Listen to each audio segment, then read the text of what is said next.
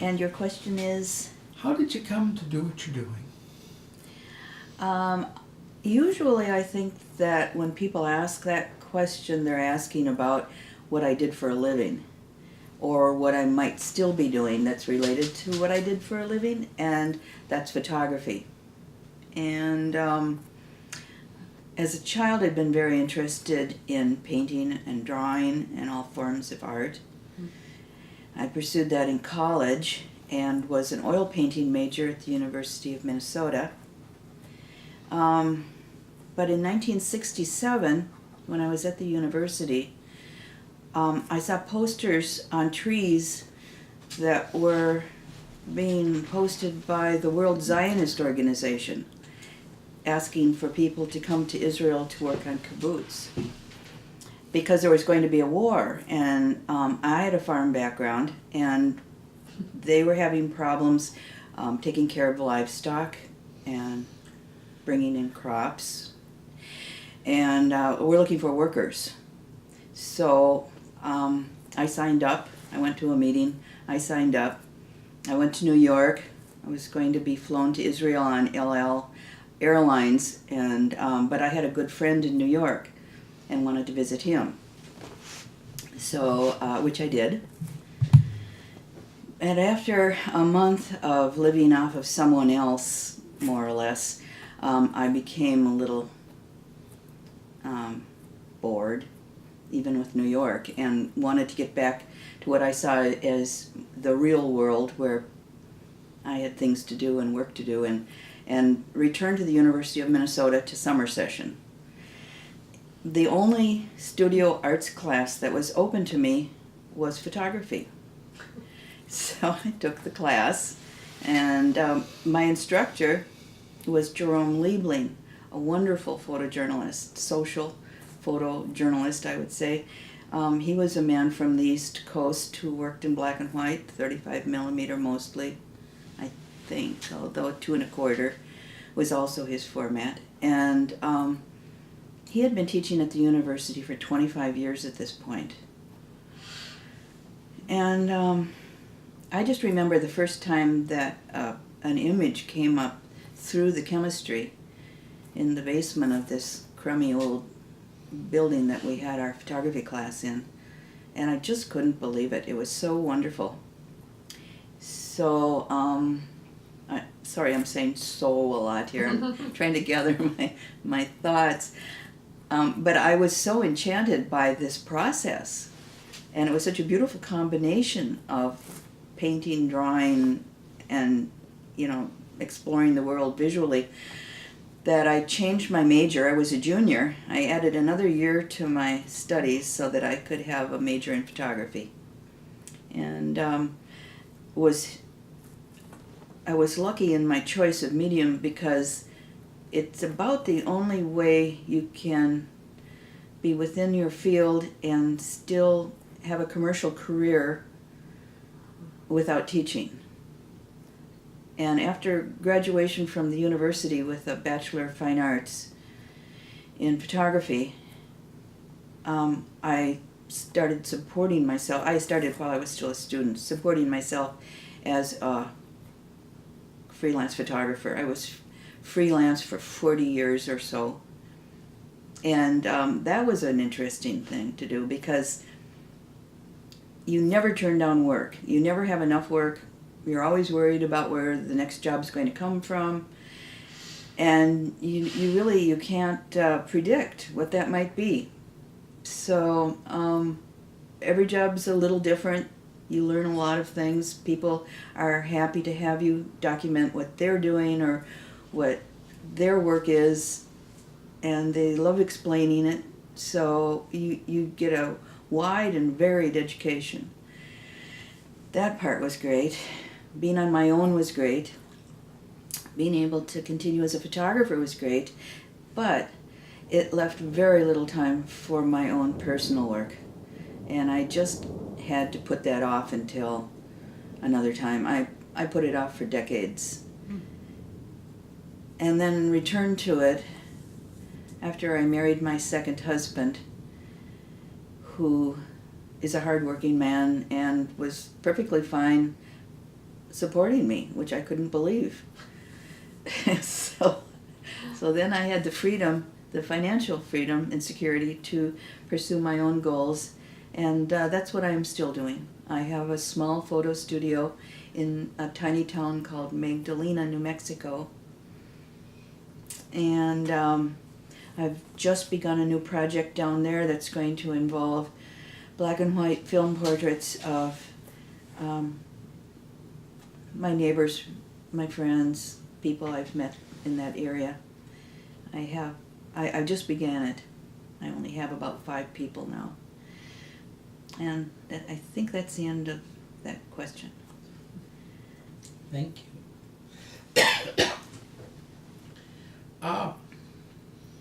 Did your interest in the other arts, the ones you started with, just get taken up into photography, or did those interests persist?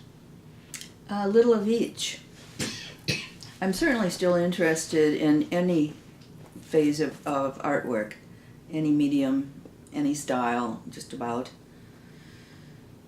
But it certainly helped me as a photographer because you have a disciplined eye already, and it's a way, I don't know, everyone has their own way of looking at the world, but it was certainly formed in some part by my early experience as an art student. And I didn't just drop everything either. I had just begun to have some success in my mind with my drawings at the time that I discovered photography, and I plan on going back to that somehow, at some point. I think I got lost. Well, with the question. It was integrated. Now, I know that as a commercial photographer, one takes a lot of just the jobs that come along. How did it work? What was the story of your coming to understand what you really wanted to do as you did these various things that other people wanted you to do?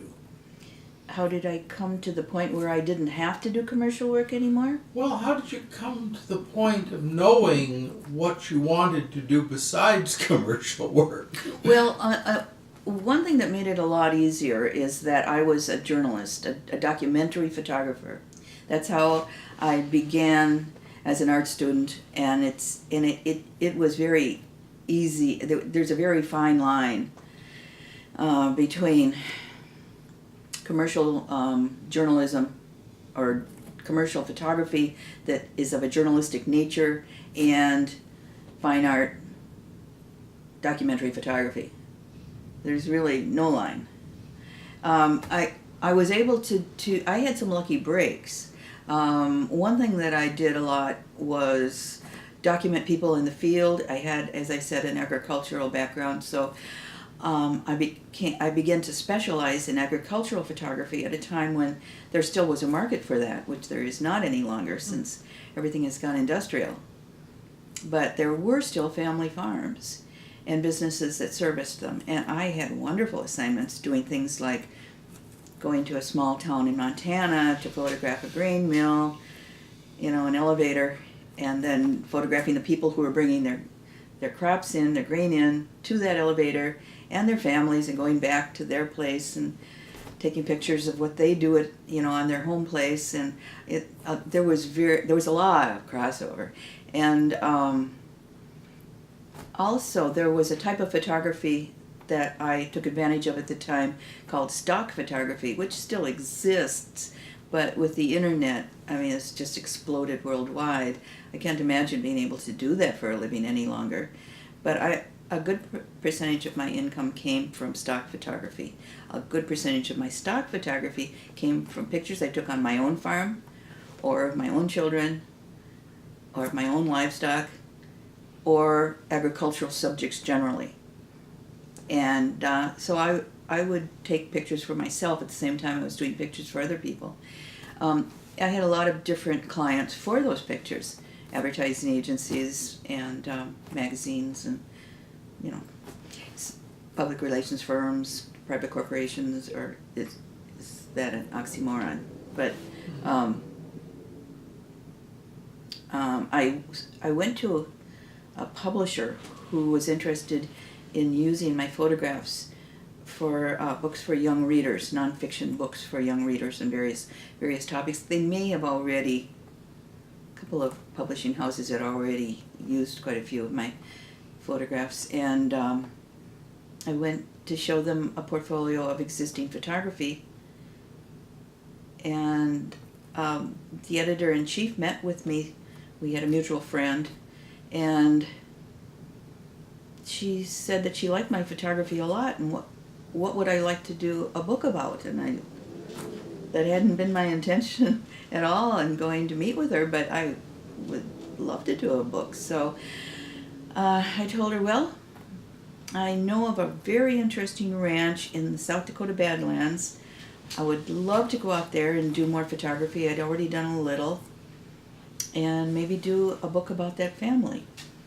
So she said, well, go on out and do more photography, and then we'll talk. So I did.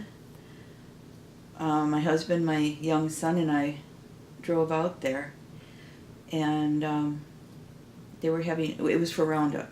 They were having their spring branding. It was June. And I like to ride. My husband, my son, both were accustomed to riding horseback, so it was easy for us to blend into the family that was working the ranch, and the neighbors came and the relatives came, and it was wonderful. It was a lot of fun. It was very interesting. I took a lot of photographs, and they became my first children's book called Roundup. And my son and my husband and some of our friends were, and of course the ranch family that we visited, were all in the book. The book did very well, and I was asked if I would do more. So I did, over time, I did about one a year for about 12 years. And I think I did 14 nonfiction books for children, either photographing and doing the text, or doing photo illustrations for another writer. And usually I was the one who came up with the topics. Sometimes they were offered to me. And the way things go is always interesting, the way one connection leads to another. And I was asked by that publisher if I would do a book about a powwow. And I said I would love to do a book about a powwow. I'm very interested in Native American cultures, and but that I wouldn't write the text. I would take the photographs, and I wanted them to find a Native American writer who would write about their own experience and connection to the powwow. And they couldn't find one, even though there was a real need for books like that in our schools. And so I just kind of let it go for a while, but then I was working for an organization called the American Indian Business, what's it called? AIBDC in Minneapolis, American Indian Business Development Corporation. And they were a startup organization. I mean, they were encouraging Native American businesses in the state of Minnesota to do startup businesses. They were trying to support them. And it wasn't strictly Native American. There were other people, other cultures invited to participate as well, because I didn't know I did some work for a Nigerian company there. But there was a very interesting woman who was great at networking among Native American groups, particularly artists, and Juanita Espinosa.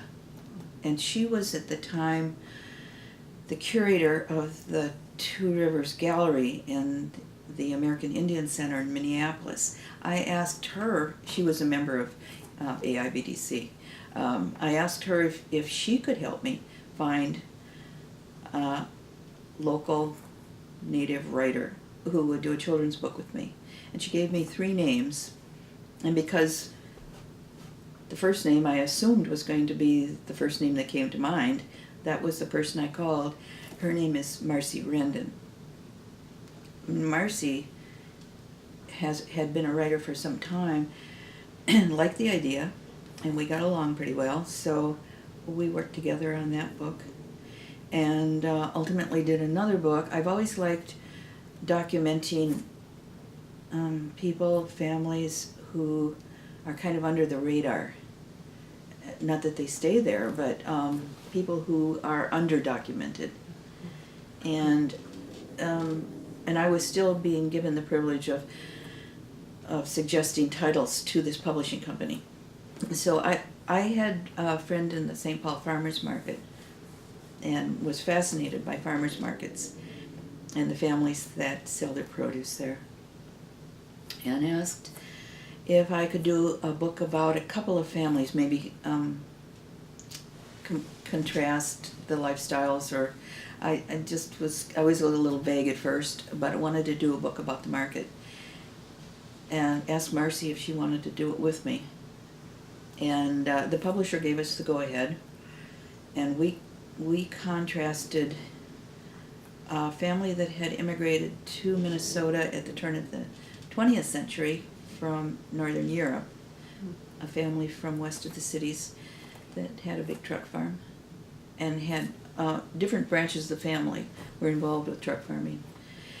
And then also a Hmong family who came after the Vietnam War from a camp in Thailand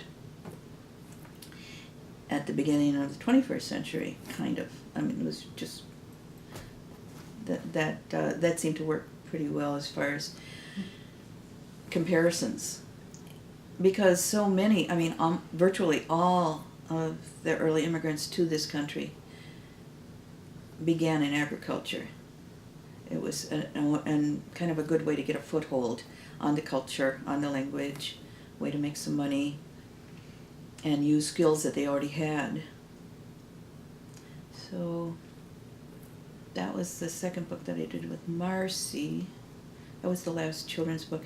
The first one we did, Powwow, was just republished by the Minnesota Historical Society Press 2 years ago, 1 year ago.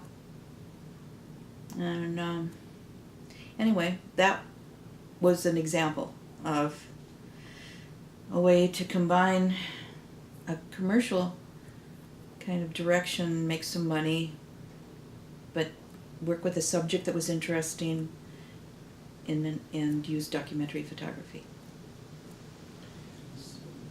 So how long would you work on a project like this two farmers project?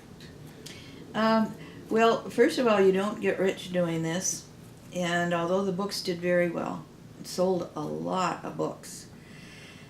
I think my first royalty was something like, I hope I don't get this wrong, but it might have been a dime a book. Mm-hmm. And the book sold for $16. The first one maybe for $12 or something like that. You know, so I sold thousands of books and made very little money. Let's see now. I lost my train of thought.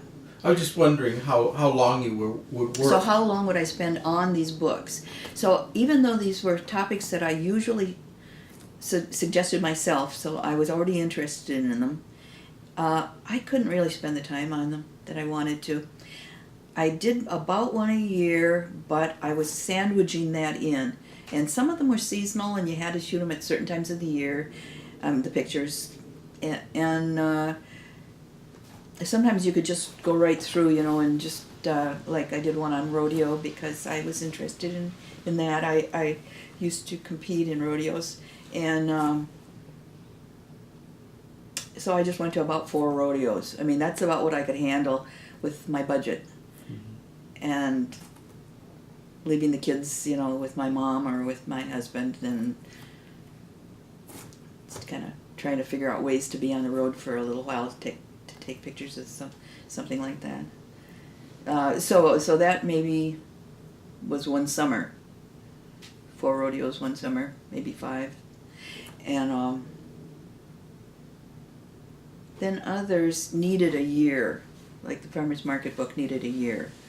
I wanted to show the way, for instance, the Hmong family had erected hoops for greenhouses to start seeds at the end of the winter, so there was still snow on the ground, and took a picture of them walking through the snow to their greenhouse, where their 3 generations were working on flats, starting seeds, and then again through the growing season, through the harvest.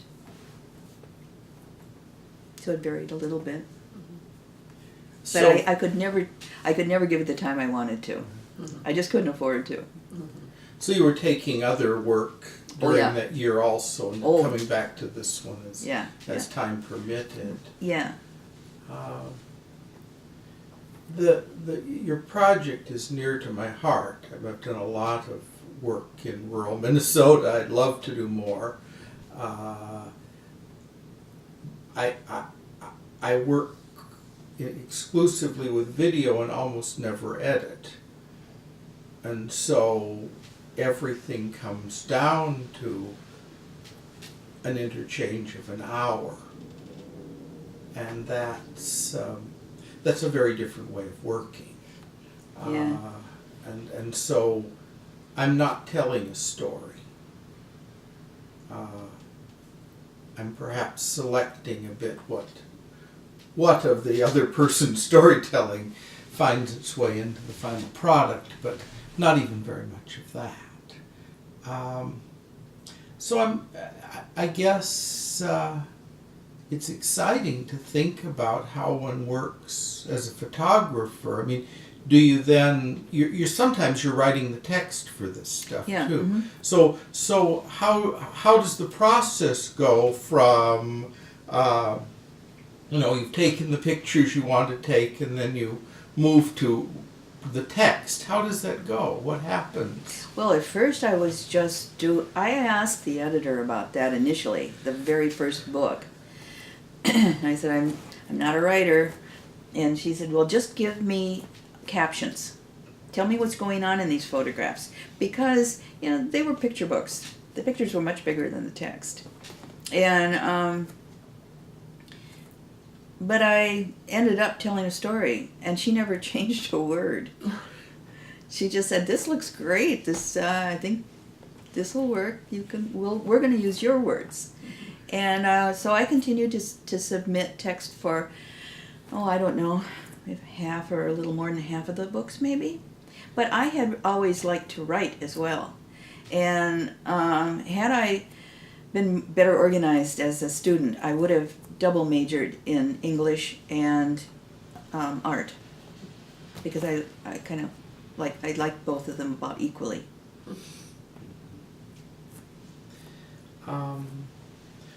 What kind of things? I mean, you come from a rural background, and you're Sort of rural. Horses. Horses. Yeah, that's kind of a suburban thing around the Twin Cities. Okay. My father always loved horses and developed his love of horses on a relative's farm in Wisconsin, very close to the farm that I ultimately stayed on with my first husband. But my experience was not on a farm. It was a suburban home that had some pasture and horses, and became just very involved with that scene for I'm still involved. I still have horses.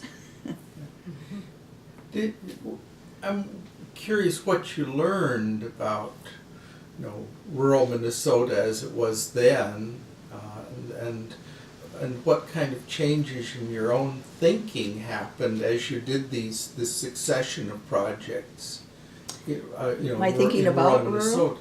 My thinking about rural Minnesota? Yeah. Well, at the time I was actually more involved with rural Wisconsin.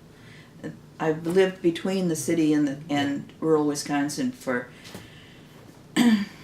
since about 1970. And now my second husband also had a farm in Wisconsin, but also came from the Twin Cities and has been involved with agriculture all these years himself. And I've been thinking about this quite a bit lately because his business is dealing with dairy farmers and started out being small family farms. And there are almost no small family farms. There are hobby farms and corporate farms. And the so-called, well, I guess I have to be careful what I say at this point, because it's changed and it's just heartbreaking. And all those beautiful hip roof barns are falling down. No one can afford to put a new roof on them, and they're not gonna last without one. So they're falling down. The houses are standing empty. I saw the photographs that our friend Joyce took when she went to visit her old community in North Dakota. The same kind of thing, those empty houses. I just hate to see it. And where I'm living right now in Wisconsin was family farms. That's why my husband bought that house. Although he was not farming personally at the time, he was selling hay and straw to dairy farmers because he was trucking. He had large trucks and could bring the hay from places it was being grown in South Dakota, western Minnesota, about a 400-mile radius, to the small dairy farms in our part of Wisconsin. Well, those people are gone, and now he supplies much, much bigger farms, and they call them family farms, but I don't. They start at 1,000 cows and go up, and so I don't like it. I don't like the change. And another thing, the crops. There are 2 crops in this country, corn and beans. Nothing is harder on the soil than corn. It requires so much chemistry. That chemistry is going into our water table, and it depletes the soil. And the corn is not going to us or to other people who need food. It's going to beef cattle so that we can eat more beef, so that we can have heart attacks. I mean, it's not right. It's backwards. We're depleting our soil for a product that is being given to livestock. And I've had beef cattle. I raised beef cattle too. I had a cow and calf operation. And I wish I could have one again someday because it was such an enjoyable lifestyle. But it's not right. I had grass-fed beef that we would give grain to for maybe, I forgot how long, the last 30 days, the last 60 days, I can't remember anymore, but cattle that are fed nothing, essentially, in feedlots. We've all seen feedlots. It's not pretty. So things have changed, and I just don't like the change.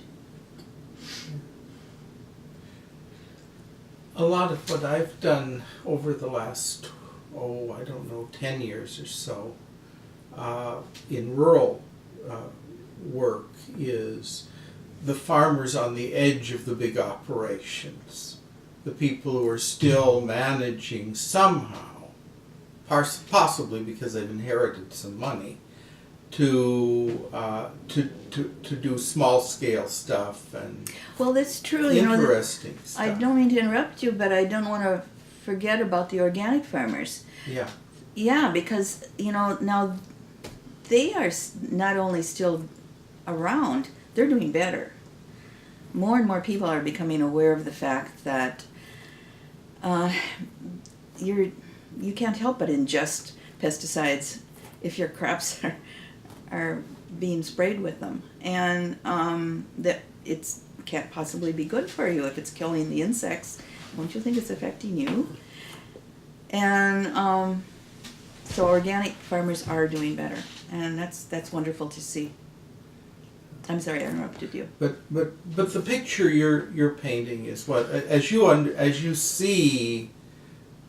think about the work you've done on farming in Wisconsin over your career, your overwhelming impression is of the loss of a valuable way of life and the loss of something pretty important for the country as a whole.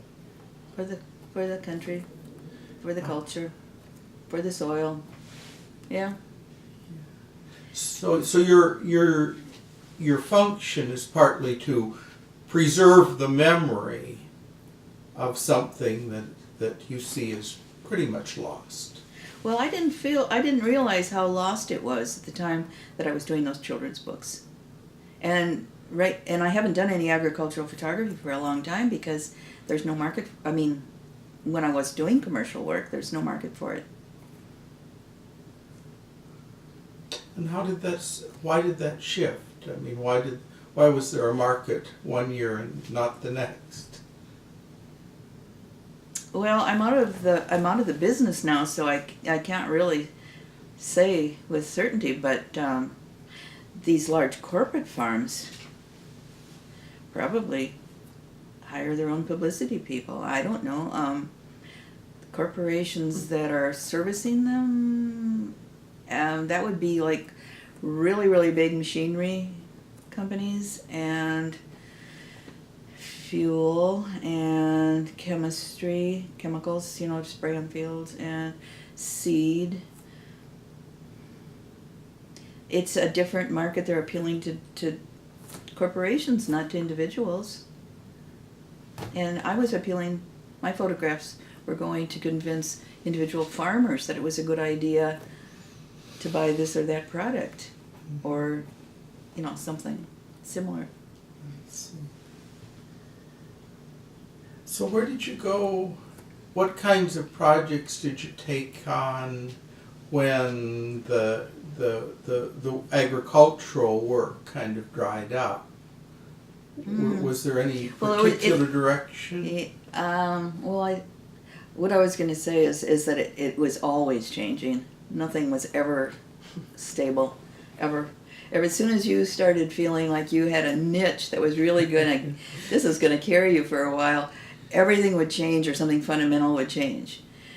And what did I change to? Well, for the first time in my life, I think I got a photo studio. So instead of just being always out in the field, I was able to photograph in the comfort of an air-conditioned photo studio. And so then I started doing a little more fashion, a little more portraiture, a little more product work, as they say, things like that. But you reminded me of something that was... Oh, I remember, because it's related to your work. One of the things that I did with a lot of pleasure for years was, not for very many years, was slideshows. And so they'd be for any number of organizations and corporations and businesses and products, and everybody had slideshows. Schools, libraries, everybody. And then video came in. And no more slideshows. And I was asked by a couple of the agencies that I was working for if I would make the switch, because they wanted to keep working with me, but I was going to have to switch to video. And I said I didn't want to. I was not a video photographer. I was a still photographer. I wanted to stay in that field. So that just disappeared. It was just gone. No more work there. Stuff like that happened all the time. And then, of course, right before I retired, there was digital. And I dragged my heels. Did not want to be a digital photographer, didn't want to get all new equipment, didn't want to learn how to use digital cameras, I didn't want to buy a computer, didn't want to. and went backwards instead. I did get a computer, but then I started photographing with what they call pinhole. So that's a box with no lens that you put a sheet of film in the back of and take remarkably good pictures. And huge depth of field because there's no focal length to the lens. And you can get beautiful things. They have kind of a muzzy, old look about them, especially around the edges. They're only sharp in the center. And still having a lot of fun with that. I did have to go digital. Couldn't resist completely. So now I have film cameras and digital cameras and pinhole cameras. And now it depends on the subject matter.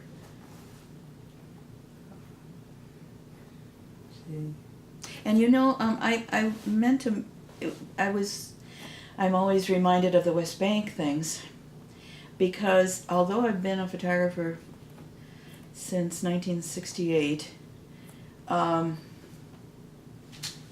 photographs that everyone wants to see right now are within about a 4-year window, from about 68 to 72.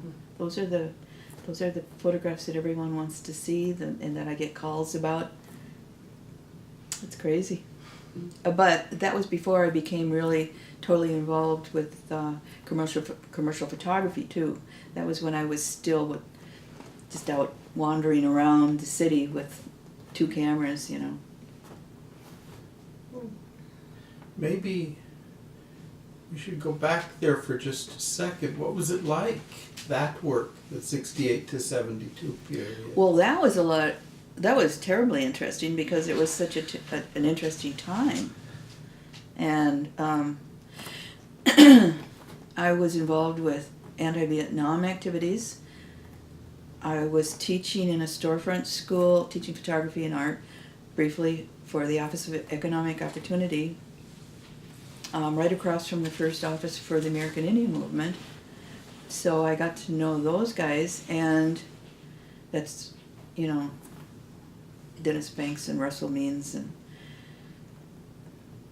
I'd have to think back about a lot of the names, and also the first school for the American Indian Movement. And so there's anti-war stuff, there was American Indian stuff, there were the Panthers. Black Panthers came to Minneapolis, so I went and took pictures of them. And this was all self-assigned. But we had a so-called underground newspaper called 100 Flowers. It was named after a quote from Mao Zedong, God forbid. And I was their photographer for a while. And the more outrageous, the better. And I did a little writing for them. And I had a lot of nerve pretending to be a journalist, I'll say. Just terrible, because we were all so sure of ourselves and so outspoken. And but the photographs were really a good plan, because my gosh, things were visual. Everyone was really into dressing the part with outfits and hair and beads and jewelry, and we had homemade vehicles, we had homemade houses. We redid old houses and moved into them uninvited.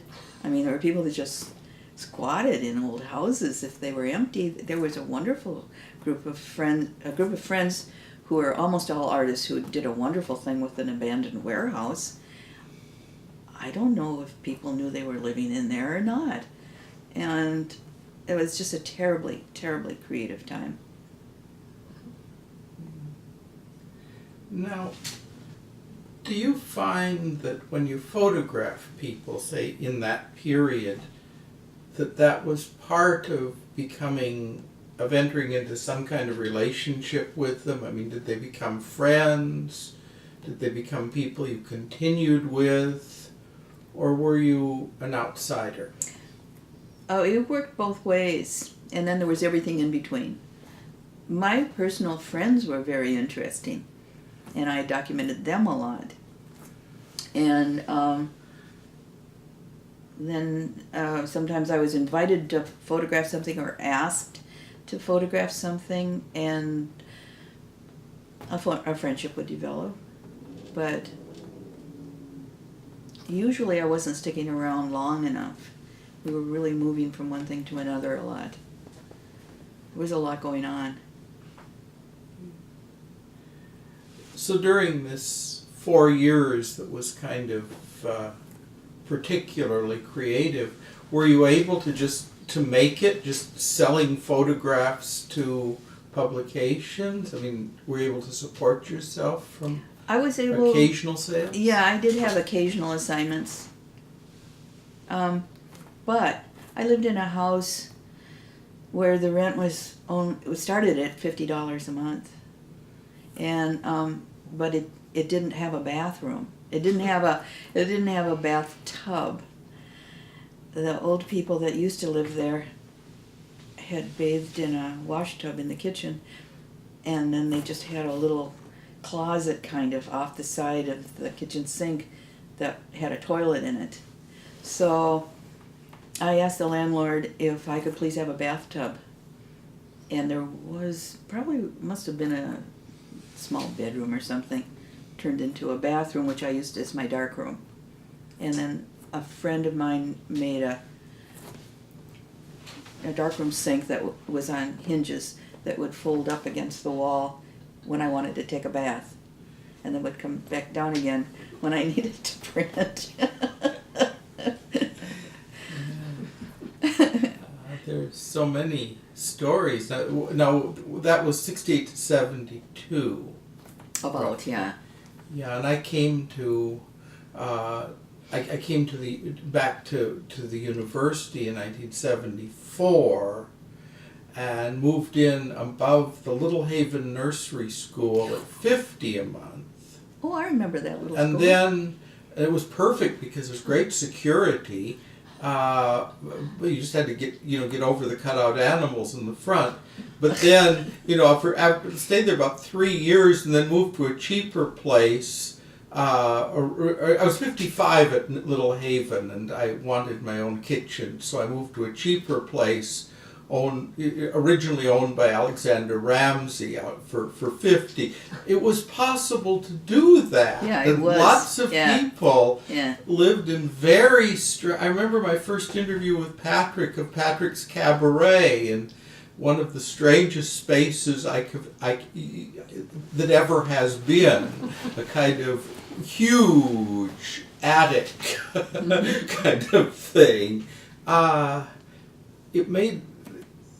It not costing much made a lot of things possible back It did. then. It did. They made the whole West Bank possible. And all these people out of that made progressive America. I mean, really, truly. Oh, very, very political. And it was all like cheek by jowl. I mean, there were all these different, there were Factions. interesting ideas about food, next to interesting ideas about race, next to interesting ideas about education, and it was all, everybody was Wasn't talking it great? to everybody. Yeah. It was a wonderful time. Yeah. I forgot to say that my rent did go up to $75 a month after they put the bathtub in. Oh. Yeah, no, that wouldn't have been worth it for me. I lived on the 4th floor of a place. They didn't have air conditioning. There were pigeons in the walls. It was stifling. And the people down the hall, for some reason, collected bicycles. Large bicycles. It was unimaginable by today's standards. And you know what? I forgot to tell you why I was in New York for a month instead of going to Israel. The 7-Day War broke out, and I received a phone call from the World Zionist Organization saying that they weren't letting anyone into the country, and would I please stick around in New York until things cooled down and come back in the fall. And I said I couldn't because I was a student. But also, another thing about that part of my life is I knew a little bit about Palestine, but not much. And I was totally on the side of the Jewish nation because of the books that I'd read about World War II. And I've changed my mind quite a bit since then. I mean, there were other people living there already. It was a pretty unusual situation to superimpose one culture on another that way. Yeah. It hasn't really worked out that well. I think that, the two great public relations triumphs of the 20th century were Exodus and The Sound of Music. Exodus sold Israel and The Sound of Music sold Austria. It's incredible. Yeah. How they put that story together in ways that people bought. Still, there's people that still buy it. Gee. Well, we haven't talked at all about your work now. I mean, now you have time to do the kind of thing you'd like to do and take the time you want to take. What kinds of things draw you now? Are you speaking strictly photographically or about other things? Well, why don't we leave it broad? What draws photographically, since that's where we're starting, but other things if you care to mention them. Well, one big thing that happened about 12 years ago is that I told you that my husband had trucks, and we would do cross-country trips in his trucks on so-called blue highways because didn't like the freeways very much, and because we're very interested in the small towns. And driving back and forth across the West, always wondered why a particular part of New Mexico was so quiet, so undeveloped.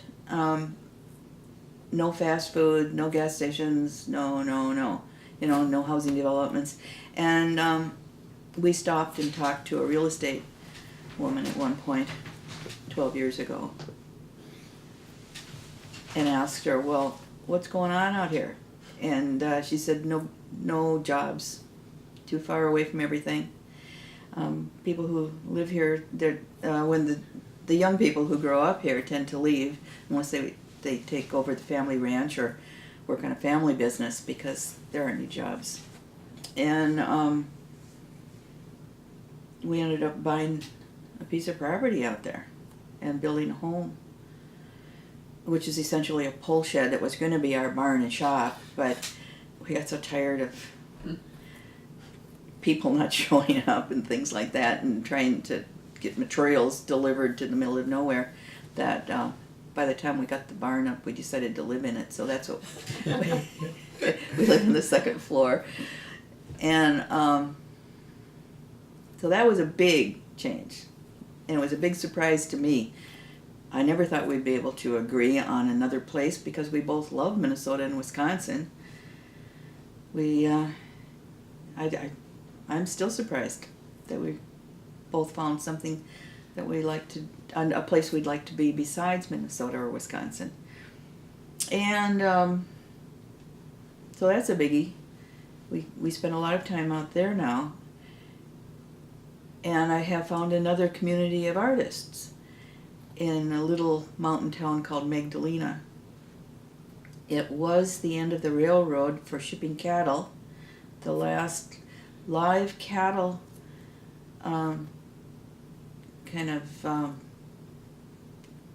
trail for moving cattle on foot was there, and it was really recent. It was 76 maybe? I mean, really recent. And so they would drive the cattle past the town that we live closest to, across this huge open plain, and to the little town of Magdalena, to the rail end, and then put the cattle on rail cars and ship them east, or to St. Louis or Kansas City or places where they would be processed. And that business is gone. The railroad is gone. And there was a mine there. The mine is closed. So again, we're in a situation where this wonderful little town is practically vacant. It's just getting quieter and quieter. And of course, being impractical, we bought a building there so that I could have a photo studio. I'm right next to the marshal, the only marshal in the state of New Mexico. And then on the other side of my studio is the Good Samaritan Center that sells secondhand clothing and is a food depot for people who need food shelf. And I really like it there. Someone gave me a loom. There are a lot of people that do handwork, and one of my horseback riding friends was a wonderful weaver, had several looms, and when she left the area, gave me one. So I'm trying to learn how to weave. So there's weaving. We still have horses. We ride. But my husband, unfortunately, discovered four-wheelers. And he really thinks that that's a lot of fun. He and some of his friends in the area who also have four-wheelers leave at dawn and they don't come back until dark. And who knows where they go. They're always very dirty when they get back.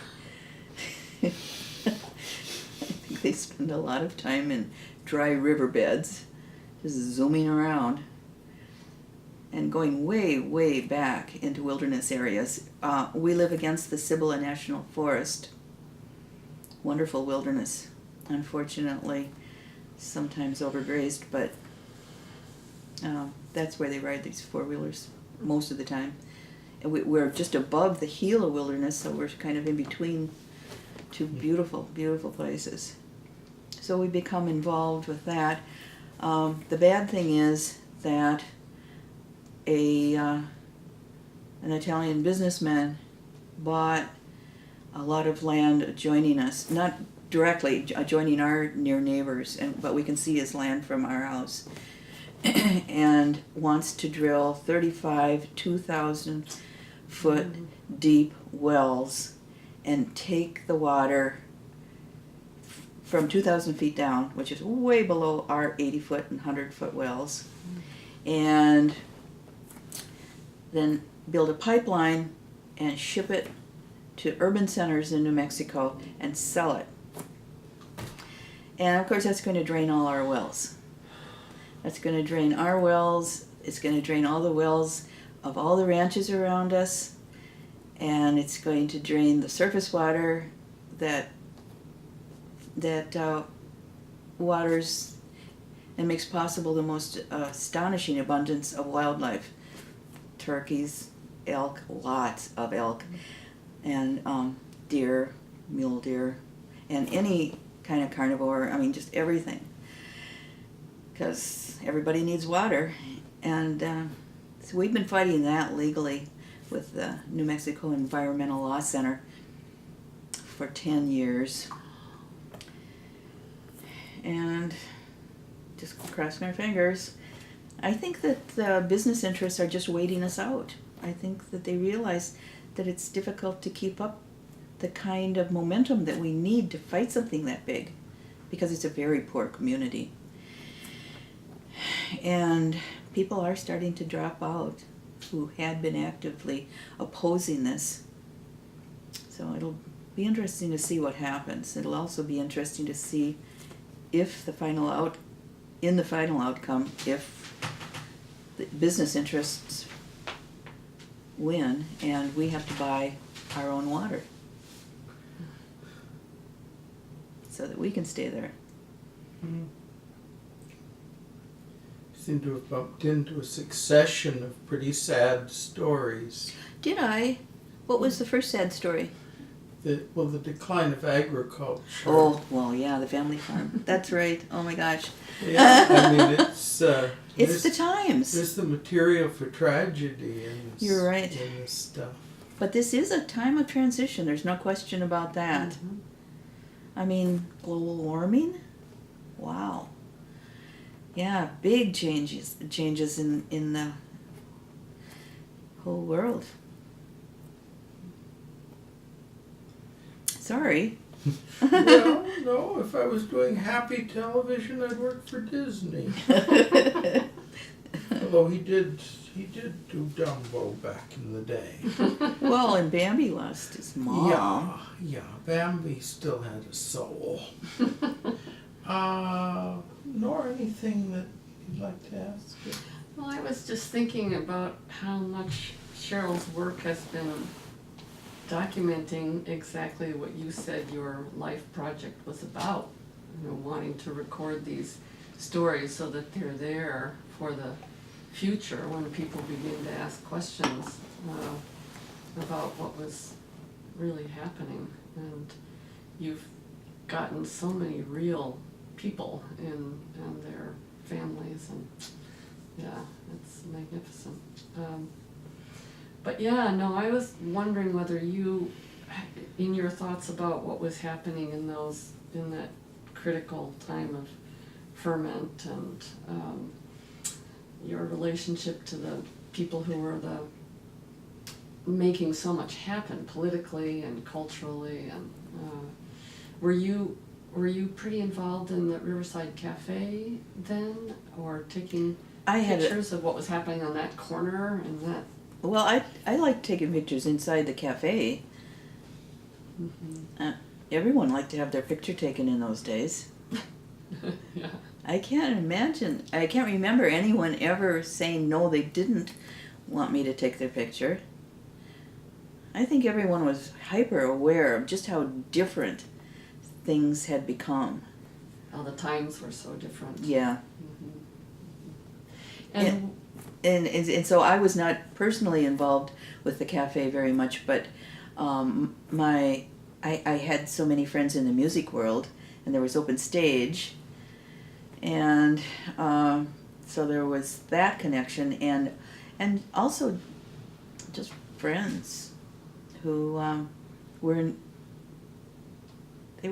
they were just beginning bulk foods, whole food, organic foods.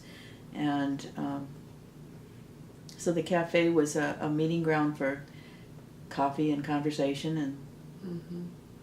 Cheryl and I were in the same sort of commune community in a way. And is that another sad story, in terms of what happened to the commune? What happened to communes and that were so vital? There still are a couple mm-hmm. around me. Huh. I have a yoga teacher who is the daughter of some friends of your friend Bill Teska, mm-hmm. and they at the time that was a collective of families. I think that probably 3 or 4 individual houses were built on this beautiful farm, as well as the original farmhouse. Now, it's the daughters of the family that lives in the old farmhouse that live in those other houses. And so that's been an interesting transition. Yeah. But as far as I know, they're still very good friends with the people who had lived on the farm with them as a collective. Mm-hmm. And I still see some of those friends, and they're still outrageous politically, of course, which is always fun.